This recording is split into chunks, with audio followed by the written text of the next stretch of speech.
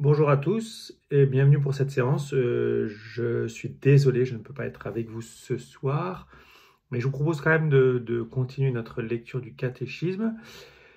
Donc on va faire exactement comme les autres fois, si ce n'est que je ne serai pas là pour répondre aux questions, mais je pense que peut-être vous pouvez discuter entre vous. Vous n'aurez pas forcément de réponse définitive, mais ça vaut peut-être le coup, si vous avez des questions, de relire entre vous les paragraphes du catéchisme. En général, les questions, elles sont dans le catéchisme.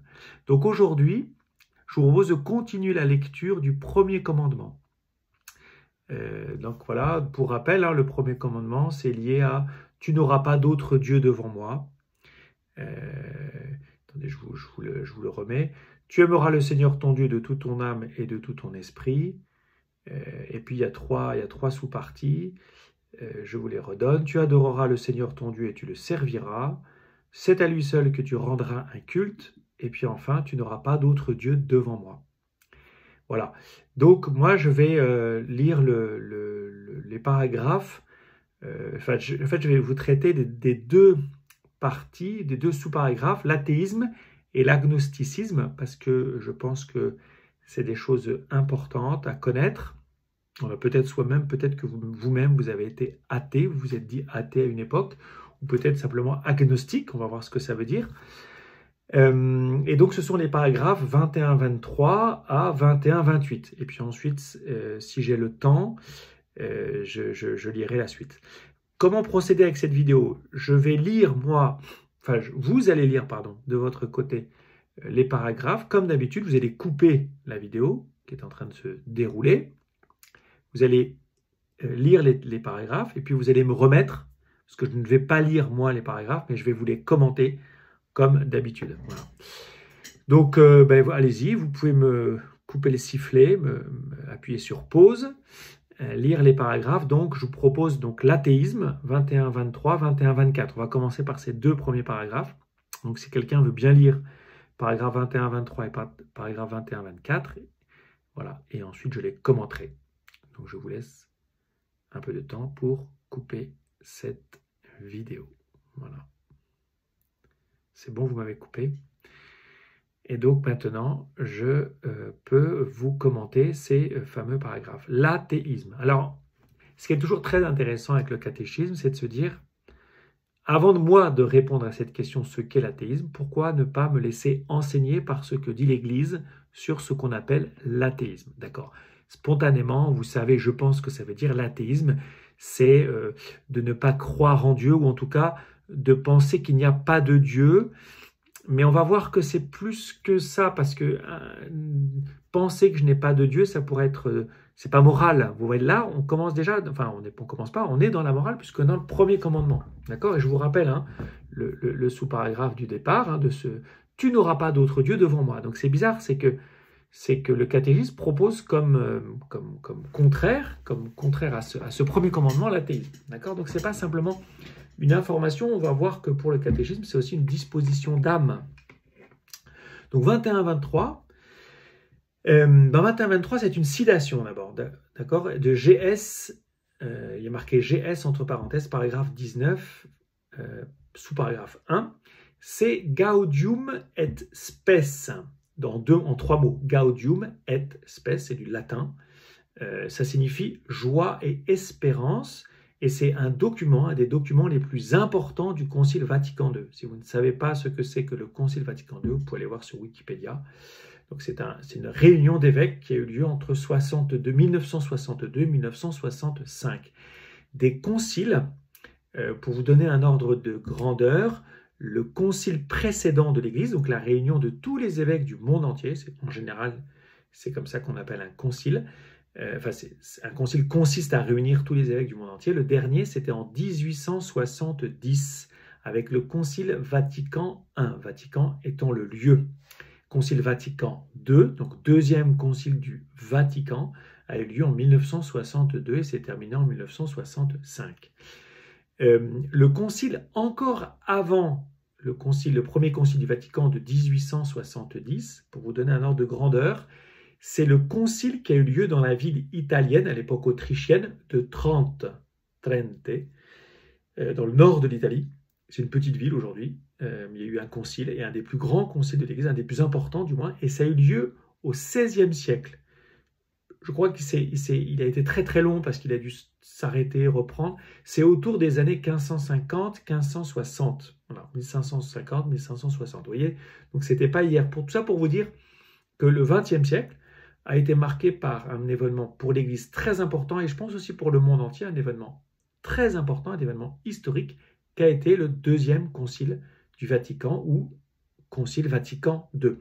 Et vous avez plusieurs documents, dont celui-ci, Gaudium et Spes, qui est cité, et qui est un des documents les plus importants, qui traite Gaudium et Spes. Il veut parler en fait des problèmes de, enfin j'allais dire des problèmes de l'homme.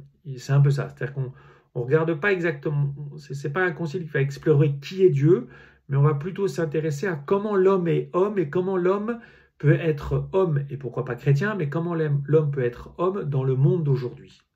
Donc c'est assez pratique. Et donc ça traite effectivement de morale, notamment ici de l'athéisme. Alors je vous cite le catéchisme. Beaucoup de nos contemporains ne perçoivent pas du tout ou même rejettent explicitement le rapport intime et vital qui unit l'homme à Dieu, à tel point que l'athéisme compte parmi les faits les plus graves de ce temps. Bon, beaucoup de nos contemporains, donc là c'est pas le catéchisme qui parle, c'est le concile. Mais le concile est plus important, on dit souvent qu'il a plus d'autorité que le catéchisme lui-même. Beaucoup de nos contemporains ne perçoivent pas du tout, ou même rejettent explicitement le rapport intime et vital qui unit l'homme à Dieu. Alors, là encore, tous les mots sont importants. Beaucoup de nos contemporains, donc beaucoup d'hommes de ce temps. Alors, c'était dans les années 1960.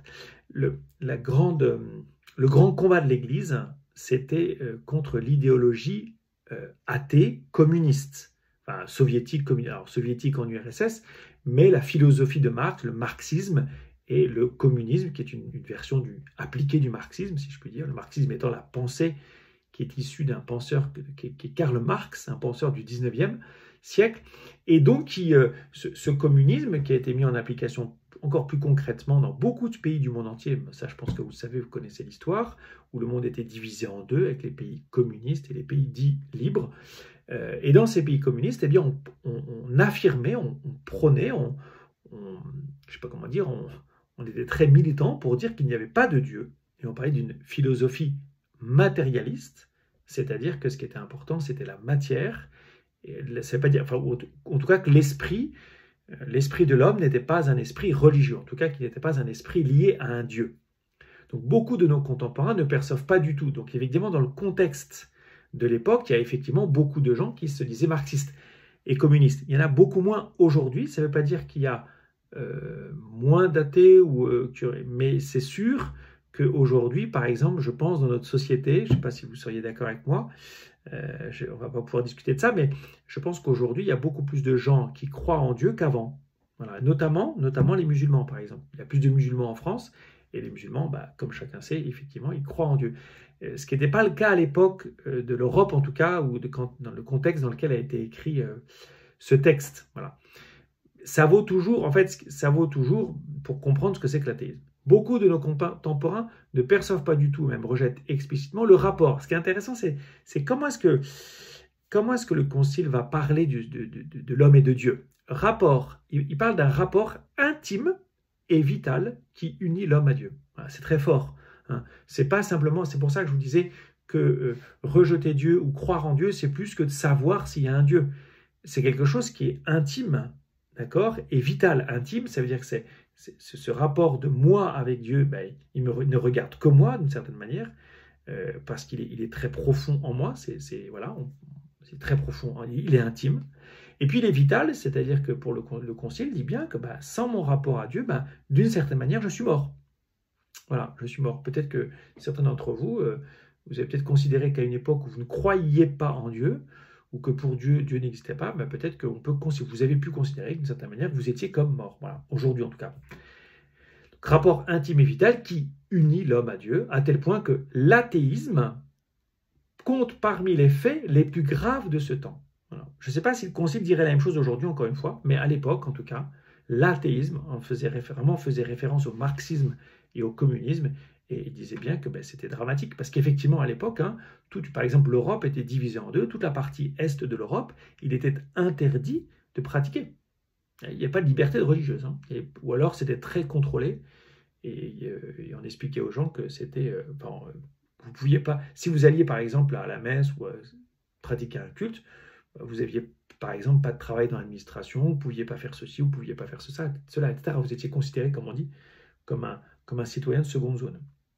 Voilà. Le nom d'athéisme, alors je continue 21-24, le nom d'athéisme recouvre des phénomènes très divers. Une forme fréquente en est le matérialisme pratique qui borne ses besoins et ses ambitions à l'espace et au temps. L'humanisme athée considère faussement que l'homme est pour lui-même sa propre fin, le seul artisan et le démiurge de son histoire. GS 20. Une autre forme de l'athéisme contemporain attend la libération de l'homme, la libération des... Alors, premièrement, le concile vous dit, ou le catéchisme avec le concile vous dit qu'il y a plusieurs formes d'athéisme. Voilà. Il n'y a pas une seule forme de rejet de Dieu ou de ne pas croire en Dieu. On peut ne pas croire en Dieu de différentes manières. De la même manière d'ailleurs qu'on peut croire en Dieu de différentes manières, on peut ne pas croire en Dieu de différentes manières. D'abord, on parle d'un matérialisme pratique qui borne ses besoins et ses ambitions à l'espace et au temps. Alors, qu'est-ce que le Concile dit? C'est qu'il y a beaucoup de gens qui, pensant qu'il n'y a pas de Dieu, donc pas de vie après la mort, eh bien, au fond, ce qui est important sur Terre, c'est de profiter de ce que me donne la vie, d'accord? Et que, au fond, mon seul horizon, c'est ce que je peux réaliser ici-bas.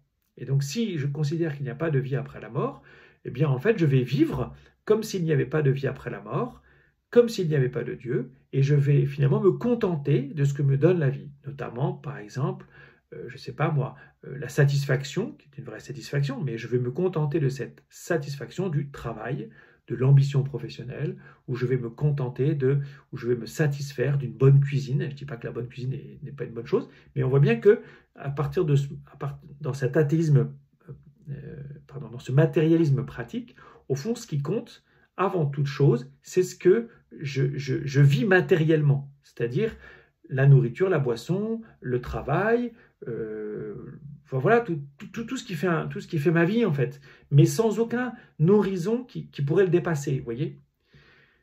L'humanisme athée considère faussement que l'homme est pour lui-même sa propre fin. Alors ça, c'est une version peut-être plus intellectuelle de l'athéisme, qui au fond dit, vu qu'il n'y a pas de Dieu, vu qu'il n'y a pas de vie après la mort, l'homme est seul pour construire pour s'en sortir, si je puis dire. D'accord? Sa propre fin, ça veut dire que, ça c'est un terme un peu philosophique, c'est un terme philosophique pour dire la fin de l'homme, pour un croyant, la finalité, le terme, si vous voulez, ce que je recherche, voilà, ce que je recherche dans ma propre vie, dans ma vie, c'est de rejoindre Dieu, c'est d'être un saint. Mais quand vous êtes athée, finalement, qu'est-ce que vous cherchez? Simplement votre propre bonheur ou votre propre satisfaction ou votre propre épanouissement. Donc ma propre fin, ma finalité, mon but dans ma vie, c'est moi-même. Voilà, c'est de m'accomplir. C'est pas forcément le christianisme n'est pas forcément contre ça. Le christianisme dit simplement que si je dois m'accomplir, c'est avec Dieu et en Dieu. Voilà, c'est pas sans Dieu. Or, l'humanisme athée, donc l'humanisme, ça veut dire que c'est la science de l'homme, c'est le fait d'être homme, et athée, c'est sans Dieu, athéisme, c'est une privation en grec, théos, Dieu, donc athéisme, athée, sans Dieu. Donc un humanisme sans Dieu, c'est considérer que l'homme est le but de l'homme, et que ça se fait sans personne d'autre, et notamment sans Dieu. Voilà. Et le seul artisan et le démiurge de son histoire, ça veut dire qu'il y a toute la responsabilité du salut, du progrès, ou du fait que, je ne sais pas moi, que la France aille mieux, par exemple, ou que l'Europe aille mieux, ou que le monde aille mieux, je ne peux compter que sur mes propres forces. Et en fait, ça, c'est beau quand vous arrivez à tenir, mais beaucoup de gens en fait désespèrent au bout d'un moment, parce qu'en fait, on voit bien que c'est très compliqué. C'est-à-dire qu'en fait, on voit bien que l'histoire nous montre que l'homme ne cesse jamais de revenir, de retomber dans ses démons, dans ses problèmes, même s'il faut le remarquer que l'homme a beaucoup évolué depuis qu'il est sorti de la caverne. On est bien d'accord. Mais voilà, le seul artisan et le seul démiurge, c'est un terme grec qui désignait le démiurge, c'était une espèce de divinité qui n'était pas tout à fait Dieu, qui n'était pas tout à fait homme, et qui était un peu le créateur du monde matériel. Voilà, c'est démiurge, c'est ce terme-là. Le démiurge, et donc quand le Concile dit qu'il était le démiurge de son histoire, c'est-à-dire qu'il est il est le seul responsable, le seul artisan, le seul concepteur, je ne sais pas comment dire, de sa propre histoire. Tous les hommes politiques aujourd'hui en France, en tout cas, fonctionnent comme ça, comme les seuls artisans, les seuls démiurges de leur histoire, de l'histoire du pays ou l'histoire du monde. La plupart des hommes politiques étant aujourd'hui, en tout cas en France, athées. Encore, bon, voilà. Et encore faudrait-il, même s'ils étaient croyants, qu'ils s'appuient sur Dieu, ce qui est encore une autre chose. Une autre forme de l'athéisme contemporain attend la libération de l'homme d'une libération économique et sociale à laquelle s'opposerait par sa nature même la religion, dans sa mesure où érigeant l'espérance de l'homme sur le mirage du futur. Ça vise directement le marxisme. Vous savez, Marx disait que la religion est l'opium du peuple, sous-entendu, en fait, les religieux disant au bon peuple, aux gens qui travaillent, mais vous souffrez aujourd'hui, soyez pauvres aujourd'hui, c'est pas grave, parce que au ciel, eh ben, en fait, vous serez récompensés, parce que Jésus dit que si vous souffrez, heureux ceux qui pleurent, voilà, heureux ceux qui pleurent, car ils seront consolés. Bon, bah donc, en fait, c'est pas grave si aujourd'hui vous subissez des injustices, vous êtes dans la pauvreté et la misère, vous inquiétez pas. Et souvent, c'était des gens riches qui disaient ça, donc effectivement, et ben ça a révolté, ce qu'on peut comprendre, hein, tout à fait, mais ce qui n'est pas le message du christianisme, mais ça a révolté beaucoup de marxistes et de communistes qui ont dit, mais cette religion, le christianisme, c'est vraiment l'opium du peuple, ça endort le peuple. Voilà, ça lui évite de se révolter contre l'injustice des riches parfois. Voilà. Donc ça, le Concile ne le nomme pas directement, mais dit simplement, attention, parce qu'au fond, c'est un piège. Non pas, enfin, ce n'est pas un piège de dénoncer ce genre de discours en disant souffrez maintenant et puis au ciel vous irez mieux. C'est une bêtise de dire ça et c'est faux. Parce que l'homme, dans le christianisme, il est appelé à s'épanouir lui-même et puis à grandir et à grandir dans le Seigneur, à améliorer ses conditions de vie. Enfin, je veux dire, ça, c'est tout à fait chrétien. Mais en fait, voilà, le risque, hein, c'est de tout attendre de l'économie, comme on dit, c'est de tout attendre de l'argent. Voilà. C'est de tout attendre de l'argent et de croire que parce que j'ai de l'argent, parce que je suis riche, tout ira bien. Tout ira mieux. C'est pas forcément vrai. Voilà, c'est pas forcément vrai. Comme dit l'adage, l'argent ne fait pas le bonheur. Voilà. Donc, faut pas non plus tomber dans l'excès inverse. Voilà, je vous laisse lire 21-25 et 21-26, qui est la suite de l'athéisme. J'essaie d'avancer un peu parce que le temps passe. Donc, vous pouvez m'arrêter, me couper. Voilà, lire. Est-ce que vous m'avez arrêté? C'est bon. Voilà. Et donc, je reprends. 21-25, 21-26, toujours dans l'athéisme. En tant qu'il rejette ou refuse l'existence de Dieu, l'athéisme est un péché contre la vertu de religion. Le mot est dit. C'est-à-dire que là, en tant qu'il rejette ou refuse l'existence de Dieu, l'athéisme est un péché. Comme toujours, c'est un péché. Un péché, ça me regarde moi. Qui c'est que je pêche sinon Dieu et moi-même? Donc, personne ne peut juger. On ne dit pas un tel est athée ou vous êtes athée. Non, on essaie de qualifier l'acte de rejeter ou de refuser l'existence de Dieu. C'est compliqué parce que pourquoi est-ce que c'est compliqué de dire que quelqu'un pourrait commettre un péché d'athéisme? Je m'explique. Vous pouvez très bien avoir grandi dans une famille où on vous a toujours expliqué que Dieu n'existait pas. Intellectuellement, il y a un grand journaliste, Monsieur Frossard, qui a écrit un livre « Dieu existe, je l'ai rencontré » dans les années 80, qui explique très bien dans son livre, c'est un livre que vous pouvez trouver, je pense, très facilement. C'est un témoignage, c'est un petit livre qui raconte comment il a rencontré le Christ, comment il est devenu croyant. Et il raconte très bien que lui, il a grandi dans une famille où tout le monde était communiste. Son père était un des premiers fondateurs, des fondateurs du premier parti communiste français. Encore une fois, philosophie et idéologie athée, donc il disait simplement que Dieu n'existait pas, et il dit très bien que Dieu n'était pas une question à la maison. C'était pas une question. Donc vous voyez, est-ce qu'il a fait grandissant dans cette famille, et donc étant athée, puisque niant l'existence de Dieu, pensant qu'il n'y a pas de Dieu, est-ce que pour autant on pourrait dire qu'il rejetait ou refusait l'existence de Dieu? En fait, c'est pas si simple, parce que je ne sais pas, parce que je ne suis pas dans son cœur, mais rien ne me permet de le dire à partir du moment où, étant dans une famille où la question de Dieu n'était pas une question, est-ce qu'il a vraiment rejeté l'existence de Dieu ou refusé l'existence de Dieu? C'est plus compliqué. Par contre, quand il a grandi, il s'est posé des questions, là, peut-être qu'effectivement cette question est venue, et même peut-être de Dieu lui-même, dans le fond de son cœur. Est-ce qu'il l'a rejeté? Est-ce qu'il l'a refusé? Et c'est là où commence le péché, voyez? Donc voilà, c'est toujours tout ça pour dire que là on essaie de qualifier un acte qui est un péché d'athéisme, et qui dit je rejette ou je refuse l'existence de Dieu. Je rejette. Et au fond, c'est un acte de liberté. Hein, je rejette, je refuse l'existence de Dieu. C'est un peu compliqué parce que je refuse l'existence de Dieu alors que je ne connais pas Dieu, parce que vous voyez, enfin, je m'arrête là, mais voilà. L'imputabilité de cette faute peut être largement diminuée en vertu des intentions et des circonstances. C'est exactement ce que je viens de vous dire à propos de M. Frossard. L'imputabilité, c'est-à-dire que c'est la responsabilité.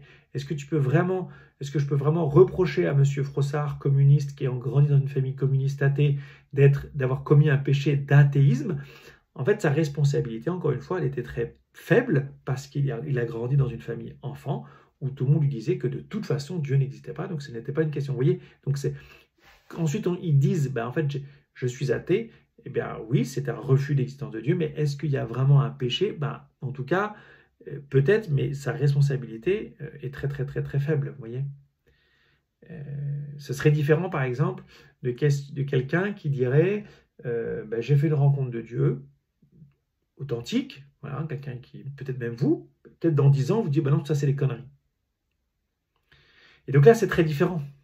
Parce que si vous étiez croyant et profondément croyant, ou en tout cas ayant fait une expérience, et puis à un moment donné, vous décidez de ne plus croire, parce qu'en fait c'est une décision, et bien là, ça devient un péché. Et un péché dont l'imputabilité ou la responsabilité est assez haute, parce qu'effectivement, vous avez été croyant. Très différent de quelqu'un qui n'a jamais été croyant, qui a grandi dans une famille où on ne s'est jamais posé la question. À 13, 14, 15 ans, quand on lui a posé la question, peut-être, est-ce que vous êtes croyant, de dire non, c'est peut-être un péché, oui, effectivement, parce qu'il y a un refus de l'existence de Dieu, mais pour autant, sa responsabilité n'est pas, il n'est pas totalement responsable. Il n'est pas, j'allais dire, très responsable. Il n'est pas pleinement responsable de ce péché d'athéisme. Voilà, je ne sais pas si vous avez compris ça. Ça, c'est très important. Hein. Quand on parle en morale, on parle souvent de la responsabilité, jusqu'à quel point je suis responsable de l'acte que je pose. C'est modulo, c'est en fonction des intentions et des circonstances. Voilà.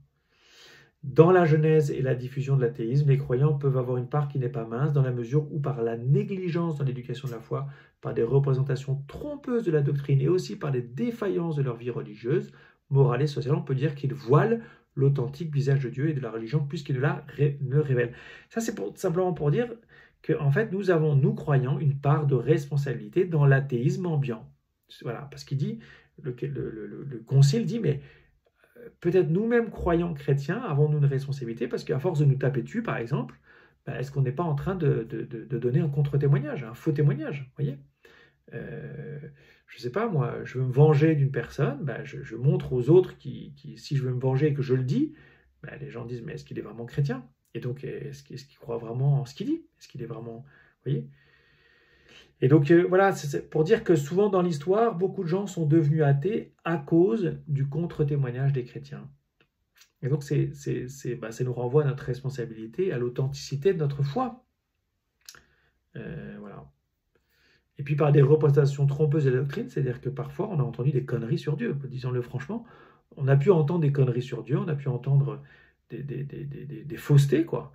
Et dire, non, si c'est un Dieu qui est comme ça, j'en veux pas. Je ne sais pas, moi, si vous avez une grand-mère, malheureusement, qui était beaucoup dans un Dieu justicier, un Dieu qui punit, un Dieu qui finalement te guette, ou quand vous étiez petit, à chaque fois, on vous disait, fais pas ci, fais pas ça, parce que sinon le bon Dieu va te punir. En fait, beaucoup de gens, en tout cas, à force d'entendre ça, beaucoup de gens sont devenus athées en disant, moi, c'est un Dieu qui me punit, ça ne m'intéresse pas, quoi. Voilà. Et voilà. Donc maintenant, aujourd'hui, ça fait longtemps, mais je ne sais pas comment dire, on parle plus, ou en tout cas, on essaie de parler beaucoup plus d'un Dieu qui aime. Voilà.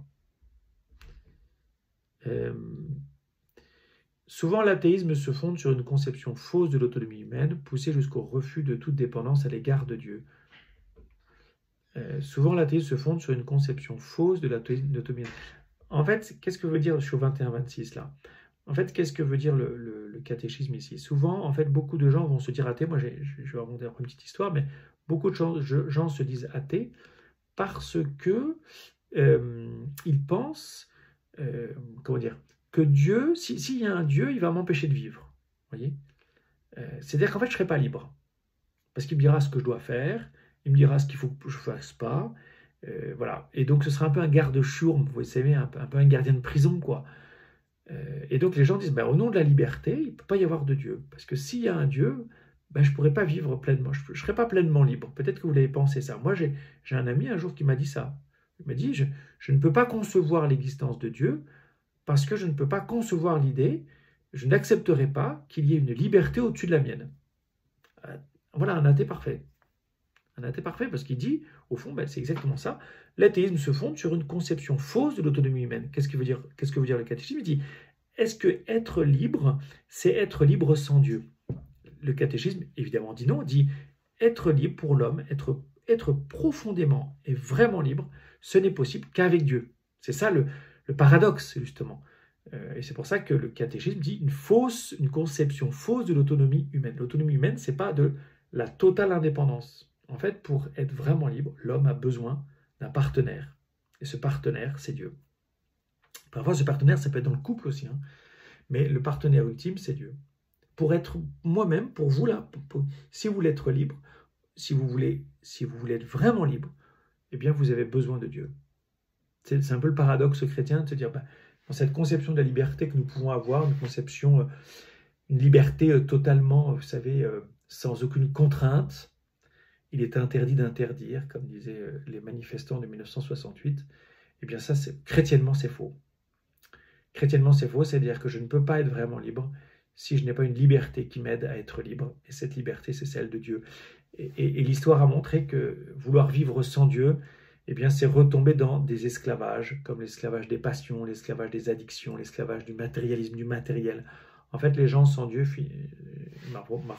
parfois malheureusement aussi avec Dieu, mais en fait, sans Dieu, on retombe dans notre égoïsme, quoi, très rapidement. Vous voyez ? Voilà. Pourtant, la reconnaissance de Dieu ne s'oppose en aucune façon à la dignité de l'homme. Voilà, c'est le message chrétien, puisque cette dignité trouve en Dieu lui-même ce qui la fonde et ce qui l'achève. Voilà. Dieu est à l'origine de ma personne, Dieu est mon créateur, et en même temps, Dieu veut que je grandisse, que je m'épanouisse, que je devienne un saint. Et c'est pour ça qu'il fonde cette dignité, ma dignité, il la fonde, il la soutient, il la permet, et en même temps, il l'achève, parce que c'est grâce à lui que je serai pleinement digne, pleinement moi-même, pleinement libre. L'Église sait que son message est en accord avec le fond secret du cœur humain. Vous voyez cette belle formule-là du Gaudium et Spes 21, c'est une formule, parfois quand vous doutez, moi je vous invite vraiment à l'apprendre par cœur. L'Église, elle est belle cette formule, l'Église sait que son message est en accord avec le fond secret du cœur humain. C'est beau, ça veut dire quand même que même si vous doutez, dites-vous bien que 2000 ans d'histoire du christianisme et encore plus avec l'histoire du judaïsme vous dit que le message chrétien est en accord avec ce que vous voulez vraiment, avec ce qu'il y a profondément en vous, le fond secret du cœur humain. Voilà. Vous ne serez jamais pleinement heureux sans le Christ. En gros, c'est ce que le concile dit ici. Voilà, je passe à l'agnosticisme. Oui, le temps passe, on est déjà à 29 minutes. L'agnosticisme, je ne sais pas si vous savez ce que c'est. C'est souvent l'agnosticisme, on peut le définir ainsi, c'est de se dire, bon, au fond, je ne sais pas s'il y a de Dieu. Voilà. Mais par contre, je vais vivre finalement sans qu'il y ait de Dieu, parce que je ne sais pas s'il y en a un. Peut-être qu'il y en a un, peut-être qu'il n'y en a pas. Voilà, c'est ça l'agnosticisme, je ne sais pas. Voilà. Mais ça veut dire quand même de vivre sans Dieu, puisque comme je ne sais pas s'il y en a un, finalement, ça revient à un certain athéisme pratique, puisque je vais vivre comme s'il n'y en avait pas. Alors maintenant je lis le catéchisme. Enfin, je vous laisse lire les 2 paragraphes. Voilà, vous pouvez m'arrêter ou me suspendre ou me mettre sur pause. Vous lisez les paragraphes, quelqu'un les lit.